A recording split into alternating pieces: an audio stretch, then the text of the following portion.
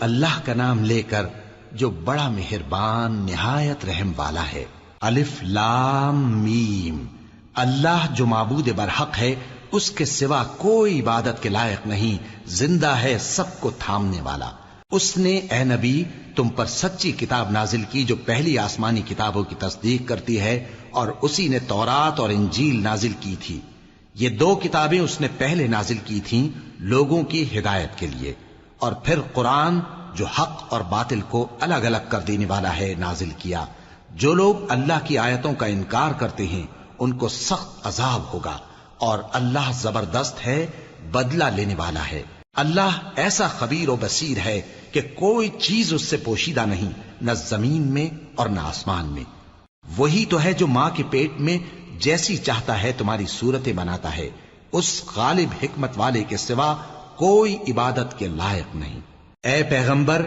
وہی تو ہے جس نے تم پر یہ کتاب نازل کی جس کی بعض آیتیں محکم ہیں اور وہی اصل کتاب ہیں، اور بعض دوسری متشابہ ہیں۔ تو جن لوگوں کے دلوں میں کجی ہے وہ متشابہات کا اتباع کرتے ہیں تاکہ فتنہ برپا کریں اور مراد اصلی کا پتہ لگائیں، حالانکہ مراد اصلی اللہ کے سوا کوئی نہیں جانتا۔ اور جو لوگ علم میں گہری نظر رکھتے ہیں وہ یہ کہتے ہیں کہ ہم ان پر ایمان لائے، یہ سب آیات ہمارے پروردگار کی طرف سے ہیں، اور نصیحت تو عقل مند ہی قبول کرتے ہیں۔ اے پروردگار، جب تو نے ہمیں ہدایت بخشی ہے تو اس کے بعد ہمارے دلوں میں کجی نہ پیدا کر دیجو، اور ہمیں اپنے ہاتھ سے رحمت عطا فرما، تو بڑا عطا فرمانے والا ہے۔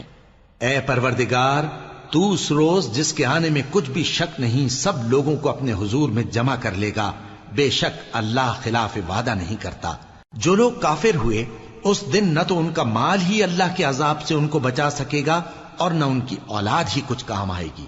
اور یہ لوگ آتش جہنم کا ایندھن ہوں گے۔ ان کا حال بھی فرعونیوں اور ان سے پہلے لوگوں کا سا ہوگا جنہوں نے ہماری آیتوں کی تکذیب کی تھی، تو اللہ نے ان کو ان کے گناہوں کے سبب عذاب میں پکڑ لیا تھا، اور اللہ سخت عذاب کرنے والا ہے۔ اے پیغمبر، کافروں سے کہہ دو کہ تم دنیا میں بھی عنقریب مغلوب ہو جاؤ گے اور آخرت میں جہنم کی طرف اکٹھا کیے جاؤ گے، اور وہ بری جگہ ہے۔ تمہارے لیے دو گروہوں میں جو جنگ بدر کے دن آپس میں بھڑ گئے قدرت الہی کی عظیم الشان نشانی تھی۔ ایک گروہ مسلمانوں کا تھا، وہ اللہ کی راہ میں لڑ رہا تھا، اور دوسرا گروہ کافروں کا تھا،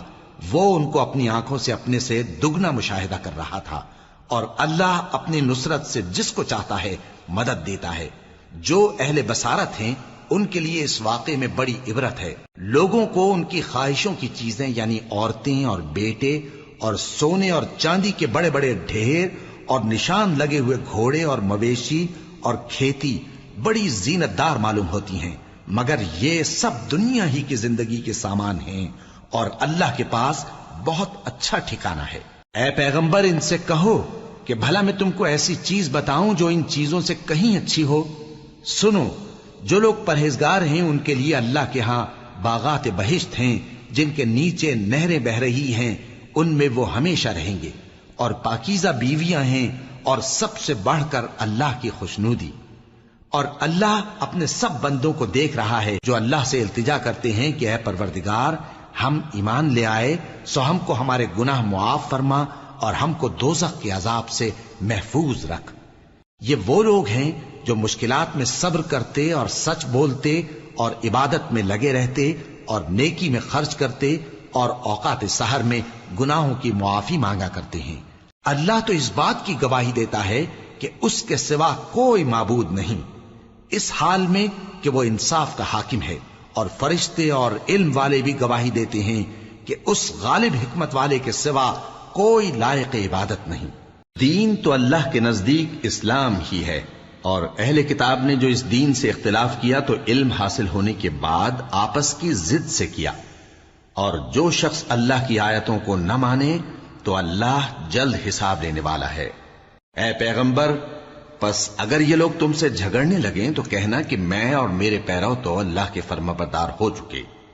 اور اہل کتاب اور ان پڑھ لوگوں سے کہو کہ کیا تم بھی اللہ کے فرمانبردار بنتے اور اسلام لاتے ہو؟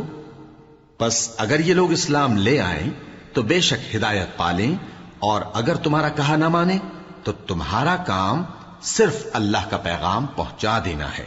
اور اللہ اپنے بندوں کو دیکھ رہا ہے۔ جو لوگ اللہ کی آیتوں کو نہیں مانتے اور انبیاء کو ناحق قتل کرتے رہے ہیں اور جو انصاف کرنے کا حکم دیتے ہیں انہیں بھی مار ڈالتے ہیں، ان کو دکھ دینے والے عذاب کی خوشخبری سنا دو۔ یہ ایسے لوگ ہیں جن کے اعمال دنیا اور آخرت دونوں میں برباد ہیں، اور ان کا کوئی مددگار نہیں ہوگا۔ بھلا تم نے ان لوگوں کو نہیں دیکھا جن کو کتاب یعنی تورات سے حصہ دیا گیا، اور وہ اس کتاب اللہ یعنی قرآن کی طرف بلائے جاتے ہیں تاکہ یہ ان کے تنازعات کا ان میں فیصلہ کر دے، تو ایک فریق ان میں سے پھر جاتا ہے اور منہ پھیر لیتا ہے، یہ اس لیے کہ یہ اس بات کے قائل ہیں کہ دوزخ کی آگ ہمیں چند روز کے سوا چھو ہی نہیں سکے گی،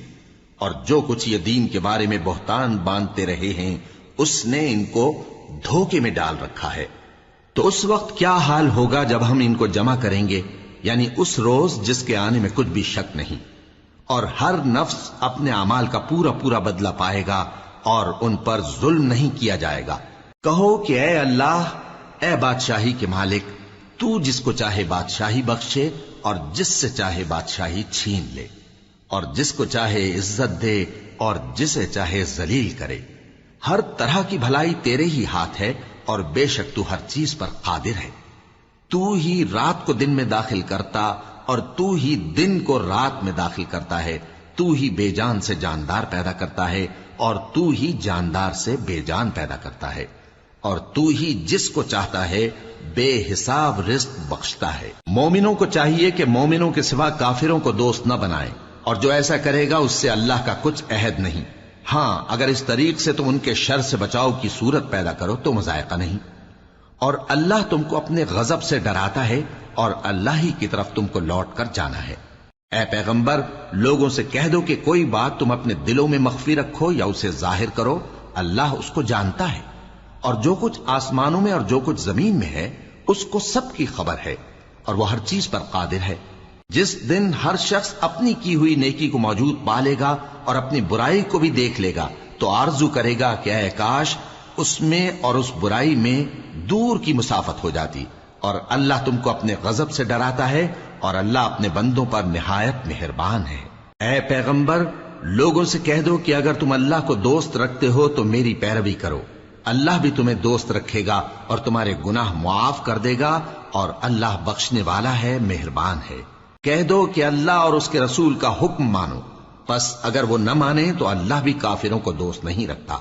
اللہ نے آدم اور نوح اور خاندان ابراہیم اور خاندان عمران کو تمام جہان کے لوگوں میں سے منتخب فرمایا تھا، ان میں سے بعض کی اولاد تھے، اور اللہ سننے والا ہے، جاننے والا ہے۔ وہ وقت یاد کرنے کے لائق ہے جب عمران کی بیوی نے کہا کہ اے پروردگار، جو بچہ میرے پیٹ میں ہے میں اس کو تیری نذر کرتی ہوں، اسے دنیا کے کاموں سے آزاد رکھوں گی، تو اسے میری طرف سے قبول فرما، تو تو سننے والا ہے، جاننے والا ہے۔ پھر جب ان کے ہاں بچہ پیدا ہوا تو کہنے لگی کہ پروردگار، میرے تو لڑکی ہوئی ہے، جبکہ اللہ خوب جانتا تھا جو ان کے ہاں ولادت ہوئی تھی، اور نہ ہوتا لڑکا مانند اس لڑکی کے۔ اور کہنے لگیں میں نے اس کا نام مریم رکھا ہے، اور میں اس کو اور اس کی اولاد کو شیطان مردود سے تیری پناہ میں دیتی ہوں۔ تو اس کے پروردگار نے اس کو پسندیدگی کے ساتھ قبول فرمایا اور اسے اچھی طرح پرورش کیا، اور زکریا کو اس کا کفیل بنایا۔ زکریا جب کبھی عبادت گاہ میں اس کے پاس جاتے تو اس کے پاس کھانا پاتے۔ یہ کیفیت دیکھ کر ایک دن مریم سے پوچھنے لگے کہ مریم، یہ کھانا تمہارے پاس کہاں سے آتا ہے؟ وہ بولی کہ اللہ کے ہاں سے آتا ہے، بے شک اللہ جسے چاہتا ہے بے حساب رزق دیتا ہے۔ اس وقت زکریا نے اپنے پروردگار کو پکارا، عرض کی کہ پروردگار، مجھے اپنی طرف سے اولاد صالح عطا فرما، تو بے شک دعا سننے والا ہے۔ چنانچہ وہ ابھی عبادت گاہ میں کھڑے نماز ہی پڑھ رہے تھے کہ فرشتوں نے آواز دی کہ زکریا، اللہ تمہیں یحییٰ کی بشارت دیتا ہے،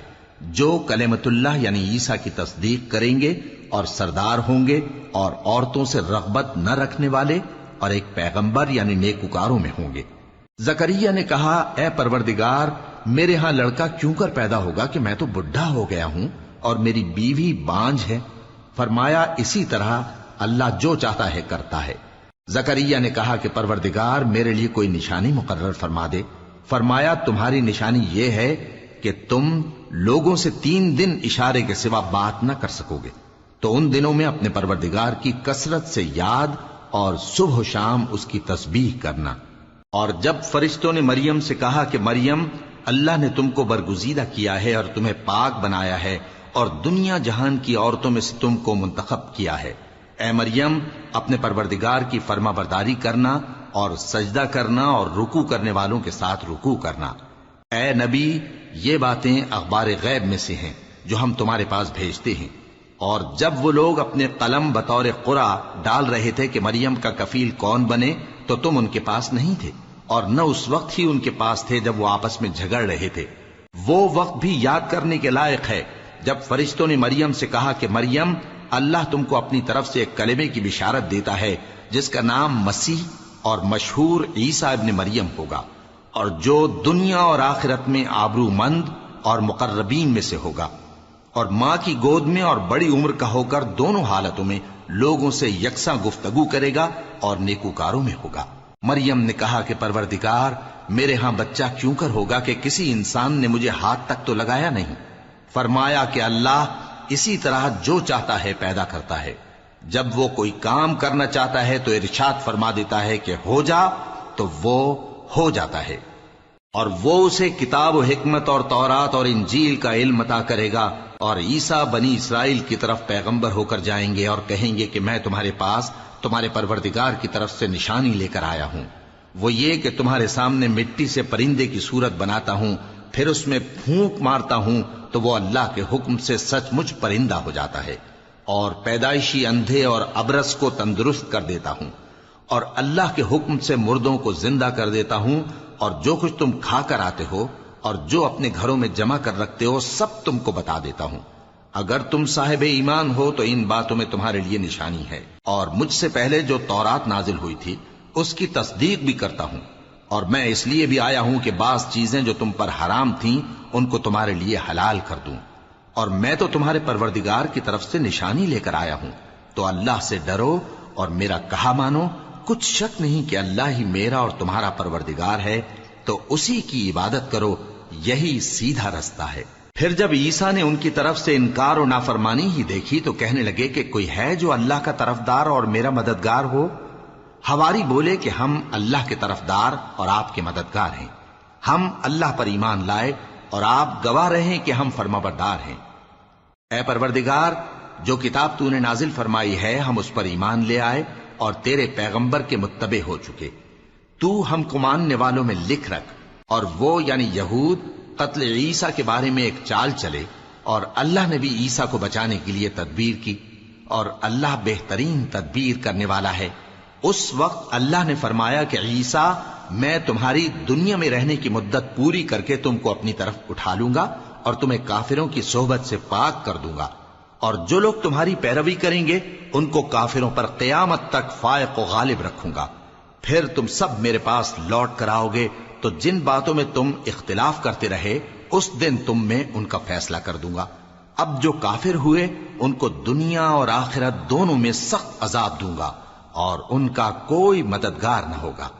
اور جو لوگ ایمان لائے اور عمل نیک کرتے رہے ان کو اللہ پورا پورا صلہ دے گا، اور اللہ ظالموں کو دوست نہیں رکھتا۔ اے نبی، یہ ہم تم کو اللہ کی آیتیں اور حکمت بھری نصیحتیں پڑھ پڑھ کر سناتے ہیں۔ عیسیٰ کا حال اللہ کے نزدیک آدم کا سا ہے